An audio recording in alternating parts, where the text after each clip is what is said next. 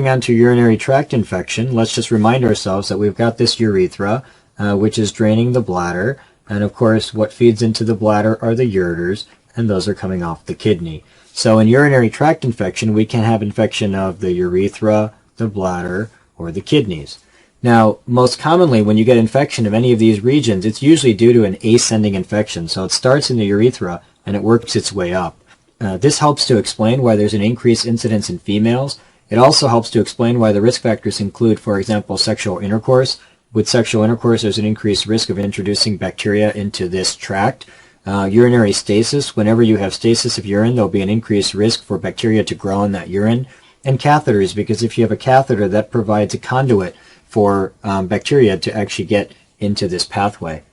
Now, when you have inflammation of the bladder, that is called cystitis. And cystitis will present with dysuria, which is pain with urination, urinary frequency, urgency, and suprapubic pain. And one of the interesting things about cystitis is that systemic signs are usually absent. With that background in mind, let's go ahead and read what we have in the text. So urinary tract infection is infection of the urethra, bladder, or kidney. Most commonly arises due to ascending infection, increased risk in females. What are the risk factors? Sexual intercourse, urinary stasis, and catheters. When you have inflammation of the bladder, that's called cystitis. It presents with dysuria, urinary frequency, urgency, suprapubic pain. You really don't have systemic signs. So you're not going to have fevers, chills, night sweats, etc. Now, lab findings are particularly helpful in making the diagnosis of cystitis. The urinalysis will show cloudy urine with greater than 10 white blood cells per high power field. The urine dipstick will show positive leukocyte esterase, and of course that's due to the fact that you've got pus in the urine, and one of the enzymes would be leukocyte esterase. In addition, there'll be nitrites. Now, bacteria, they take nitrates, which are present in the urine, and convert it to nitrites, and so when you have nitrites, that tells you that you have bacteria within the urine. And finally, the gold standard is culture greater than 100,000 colony-forming units. That's the gold standard. The etiologies include E. coli. This is the vast majority of cystitis. Staph saprophyticus can be particularly seen in young sexually active women. However, even in this demographic, E. coli is the most common cause. Other causes include Klebsiella pneumoniae. Proteus is interesting because when it causes a cystitis, you get an alkaline urine, which also has an ammonia scent, and so that's important. And then Enterococcus faecalis can also result in cystitis. Now, if a patient presents with sterile pyuria, which basically means that they have pyuria, but they have a negative urine culture, then you want to think about urethritis. Now, remember that if they have pyuria, you'll see greater than 10 white blood cells per high power field in the urinalysis, and you'll see leukocyte esterase on the urine dipstick, but the culture would be negative. And remember, the culture was the gold standard for making the diagnosis of cystitis. So when you have pyuria, but you have a negative culture, you're thinking about urethritis. And that's important because the key organisms then become chlamydia and Neisseria. Pyelonephritis is when you get infection of the kidney. Now, this is also usually going to be due to an ascending infection, and there'll be an increased risk if there's reflux from the bladder up to the ureters. Of course, if what's in the bladder is being refluxed into the kidney, there'll be an increased risk for infection to go up to the kidney. Now, patients with pyelonephritis do present with systemic signs. So you get fever, and in addition, you get flank pain, because the inflammation results in sensitization of the nerves of the capsule of the kidney, and so that would result in flank pain. You get white blood cell casts and leukocytosis. Now, the reason you get the white blood cell casts is because when the infection ascends up from the ureter into the kidney, it's going to be walking its way up the tubule.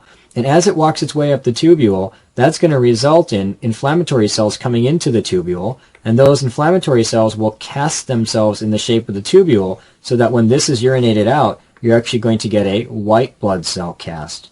And that's an important finding in pyelonephritis.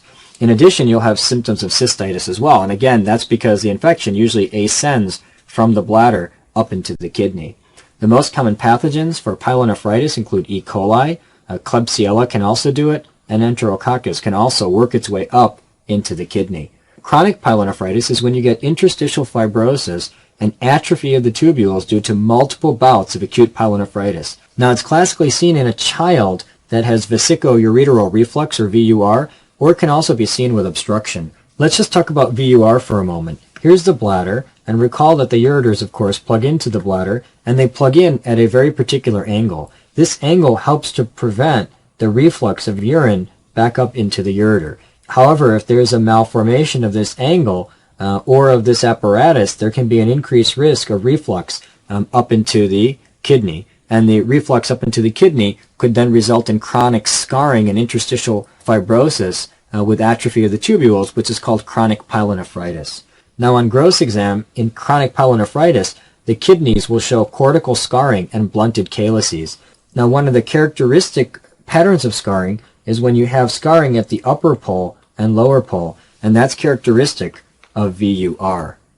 Now, the histology in chronic pyelonephritis will show atrophic tubules that are loaded with proteinaceous material. And this proteinaceous material is reminiscent of the colloid that would be present within thyroid follicles, and hence they call that thyroidization of the kidney. Here's a picture. You can see that these tubules are loaded with all of this pink material that resembles colloid.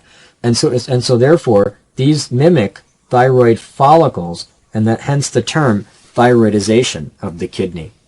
Nephrolithiasis is when you get precipitation of a urinary solute as a stone. Now recall that there are many different solutes that are present in the urine. If that solute achieves a high enough concentration that it can precipitate, that can then result in a stone. So the risk factors would be high concentration of the solute, as I've just explained, or low urine volume. And of course, low urine volume would result in an increased concentration of the solute. Now the classic presentation of nephrolithiasis is that you get colicky pain with hematuria and unilateral flank tenderness as you try to pass that stone through the ureters. Now the stone is usually passed within hours, but if it's not, then surgical intervention may be required. This table highlights some of the key types of stones and associated high-yield points, and so we're going to spend a couple of moments going over it. One common type of stone, in fact the most common type of stone seen in adults, is a calcium oxalate or a calcium phosphate stone. Now, if a patient has a calcium stone, then obviously there was high calcium within the urine. And so one of the very important things that you have to exclude in these patients is hypercalcemia. Because, of course, if there's a high calcium in the urine, it may have come from a high calcium in the blood. However, it's important to note that actually the most common cause of calcium stone is not hypercalcemia, but instead something called idiopathic hypercalciuria, where for some reason the patients actually put excess calcium into the urine, but the calcium level in the blood is actually normal. Now you can also see a calcium oxalate stone with Crohn's disease, and that's because the small bowel damage in Crohn's disease results in increased resorption of oxalate, which can then bind calcium, creating a calcium oxalate stone. The treatment for this type of stone would be hydrochlorothiazide.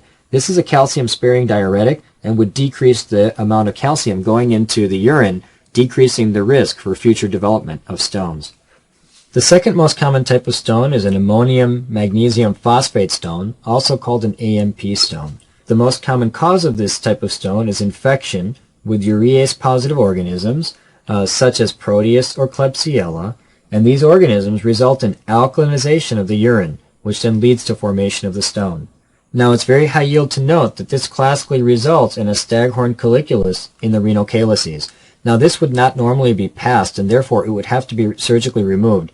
And one of the key complications is that this stone can act as a nidus for UTI, and so the patients can develop urinary tract infections because of the presence of this stone. So again, it needs to be surgically removed. In addition, you're going to have to treat the organism that caused it, whether it be Proteus or Klebsiella, to prevent future recurrence of such a stone. The third most common type of stone is a uric acid stone. Now this stone is radiolucent, which means that it would not be visible on X-ray.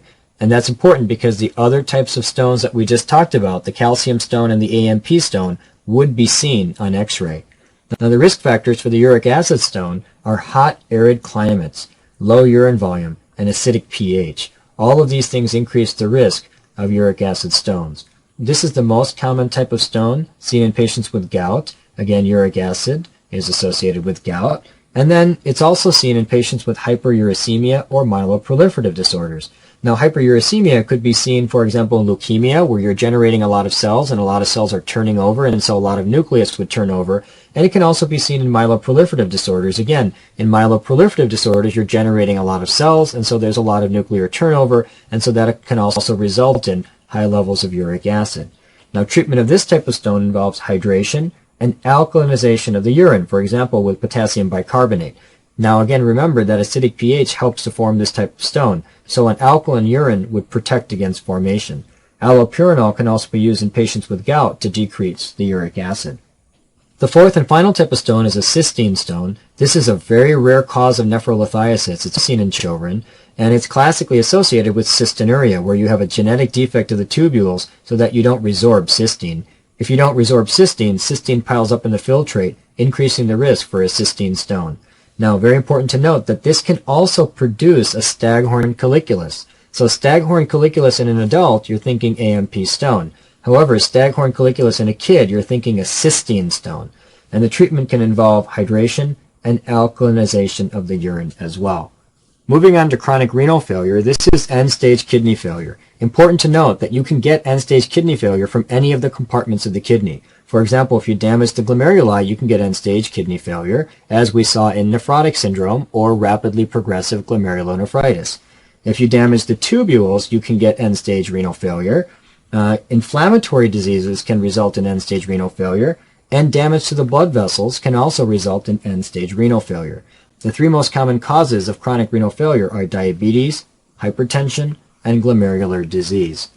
Now, when patients develop end-stage kidney failure, they are going to have several clinical features associated with that. The first is uremia. And uremia is a clinical constellation of symptoms that are based on increased nitrogenous waste products in the blood. For example, the patients will have nausea, anorexia, they can develop pericarditis, they get platelet dysfunction, and that's because the uremia inhibits both platelet adhesion and platelet aggregation. They can get encephalopathy with asterixis, and then they can get deposition of urea crystals in the skin. And all of this is sort of the constellation of uremia, which is due to the increased nitrogenous waste products in the blood. In addition, patients can also develop salt and water retention. And when there's salt and water retention, of course, there will be hypertension. Patients can also develop hyperkalemia because they're not able to excrete potassium, along with a metabolic acidosis because they're not able to get rid of organic acids. And so this would be, again, an anion gap metabolic acidosis. Anemia can also be seen, and that's because the kidney normally makes erythropoietin, and so if you get damage to the kidney, you might. This section deals with renal tumors. The first tumor that we want to cover is an angiomyolipoma. Angio means blood vessel, myo means smooth muscle, and lipo means fat. And so this is a tumor, a hamartoma in particular, that's comprised of blood vessels, smooth muscle, and adipose tissue. The most important thing to know for purposes of board examinations is that this tumor is increased in frequency in patients with tuberous sclerosis, and that's the high yield for this entity. Renal cell carcinoma is a malignant epithelial tumor that arises from the kidney tubules. It classically presents with this triad of hematuria, a palpable mass, and flank pain. This is the triad that we all memorize when we think about renal cell carcinoma, but interestingly, all three symptoms rarely occur together. In fact, in only 10% of patients would you see all three symptoms. Hematuria is overall the most common presenting symptom. In addition to this classic triad, patients can also present with fever or weight loss. Now, one of the very high yield points to note concerning renal cell carcinoma is that it can produce multiple paraneoplastic syndromes. For example, it could release erythropoietin, causing a reactive polycythemia. It could release renin, causing hypertension. It can release parathyroid hormone-related peptide, causing hypercalcemia. Or it can release ACTH, causing Cushing syndrome. So it's very important to note that renal cell carcinoma can produce many different paraneoplastic syndromes. Again, that's particularly high yield to bear in mind. Rarely, renal cell carcinoma can present with a left-sided varicocele. This is particularly high yield because of its anatomy tie-in. Let's recall that if this is the inferior vena cava and this is the renal vein here on the left side, that the spermatic vein drains into the renal vein on the left side. So if the kidney is here and renal cell carcinoma occurs, renal cell carcinoma has a propensity to involve the renal vein. So imagine that if it involves the renal vein and blocks the renal vein, that would block drainage of the spermatic vein, which would then result in a varicocele. This doesn't usually occur on the right side because recall from anatomy that on the right side the spermatic vein directly drains into the inferior vena cava. And so therefore, even if you had a right-sided renal cell carcinoma invading the renal vein, this would not block the drainage of the spermatic vein. Therefore, you don't usually see right-sided varicoceles with renal cell carcinoma. when renal cell carcinoma occurs, it usually produces a yellow mass, and microscopically, the most common histologic variant exhibits clear cytoplasm, and hence it's called the clear cell type. Here's a picture of the yellow mass produced by renal cell carcinoma. Again, this is the normal kidney, and this is the fat or the adipose tissue that surrounds the kidney. Here's the histology, again showing you that there is clear cytoplasm in these cells, and hence the most common subtype of renal cell carcinoma is called clear cell carcinoma. Very important to note, and particularly high yield, that the pathogenesis of renal cell carcinoma involves loss of VHL, which is a tumor suppressor gene. Now, when you lose VHL, that increases insulin-like growth factor, which promotes growth, and it also increases HIF transcription factor, which increases both vascular endothelial growth factor and platelet-derived growth factor. So that would promote both angiogenesis and growth of the tumor. Now, there are two classic pathways to develop renal cell carcinoma. The first is the sporadic pathway, and the second is the hereditary pathway. In the sporadic pathway, you classically get a single tumor, usually in the upper pole of the kidney, that arises in an adult smoker. And so again, smoking is the key risk factor for the sporadic pathway. In the hereditary pathway, you classically get tumors that arise in younger patients, and they're often multiple and bilateral. Now again, both the sporadic pathway and the hereditary pathway involve loss of the VHL tumor suppressor gene. One hereditary syndrome, which can result in renal cell carcinoma, is von Hippel-Lindau disease. This is an autosomal dominant disorder in which there is inactivation of the VHL gene. Now, this increases the risk not only for renal cell carcinoma, but the patients also get hemangioblastoma of the cerebellum in association with renal cell carcinoma. The staging for renal cell carcinoma is based on tumor size and involvement of the renal vein. Remember that renal cell carcinoma loves to go to the renal vein, and this increases the risk of hematogenous spread to both the lungs and the bone. In addition, renal cell carcinoma can go to lymph node, and when it goes to lymph node, it classically goes to the retroperitoneal lymph nodes. Another tumor that can arise in the kidney is called Wilms tumor. For the purposes of examination as well as clinical practice, this is the most common tumor that would arise in children. The average age is 3. So on board exam, if you have a kidney mass in a child, you're really thinking about Wilms tumor. Now this tumor is comprised of blastema. Blastema is the primitive tissue from which the kidney forms, and this blastema can also produce primitive glomeruli tubules and some stromal cells. However, the hallmark cell is blastema. Here's an image highlighting a Wilms tumor. All of these small dark blue cells here, they all represent blastema. Now you can also see that there's a stromal component, and focally there's also formation of a tubule. However, again, the key component in this tumor is blastema, and it's the blastema that has the ability to form stroma along with tubules and primitive glomeruli. Patients with Wilms tumor generally present with a large unilateral flank mass, classically with both hematuria and hypertension. And the hypertension is actually due to renin secretion. Wilms tumor is associated with WT1 mutations, especially in syndromic cases. One high-yield example of a syndromic case would be the WAGR syndrome. The W stands for Wilms tumor, the A for aniridia, the G for genital anomalies,